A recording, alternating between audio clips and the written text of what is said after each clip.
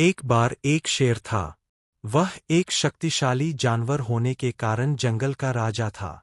वह एक दिन में कई जानवरों का शिकार करके खा जाता था। जंगल के अन्य सभी जानवर उससे डरते थे। वे अपने आप को जल्द ही समाप्त किए जाने के बारे में भी चिंतित थे क्योंकि शेर व्यापक दर पर जानवरों को मार रहा था।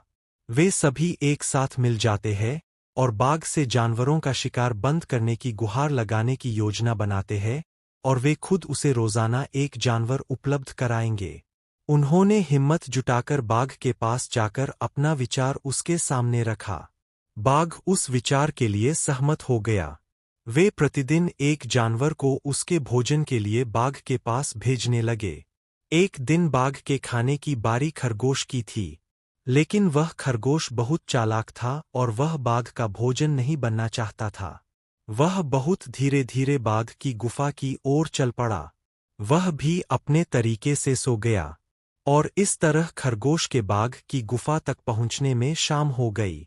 बाघ लंबे समय से अपने भोजन की प्रतीक्षा कर रहा था जिससे उसे गुस्सा आ गया और उसे बहुत भूख लगी और खरगोश को देखकर वह गुस्से से चिल्लाया कि उसे बहुत भूख लगी है और उन्होंने अभी एक बहुत छोटा खरगोश भेजा है।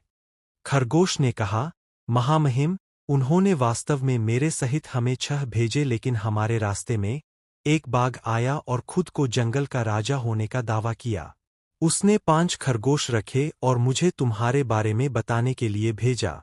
यह सुनकर बाघ गुस्से से भड़क उठा और खरगोश से कहा कि उसे उस बाघ के पास ले चलो।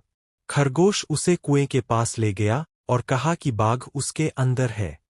बाघ ने कुएं में देखा और उसने अपनी परछाई को दूसरा बाघ समझा और उस पर गरज कर कुएं में अपना प्रतिबिंब देखा जो भी दहाड़ता था। उसने सोचा कि बाघ उस पर वापस दहाड़ रहा है और उसे लड़ाई के लिए आमंत्रित कर रहा है, और इस तरह वह कुएं में कूद गया, डूब गया और मर गया। इस तरह खरगोश ने खुद को और अन्य जानवरों को बाघ के हाथों मारे जाने से बचाया। शिक्षा: समस्या पर ध्यान देने के बावजूद समाधान पर ध्यान।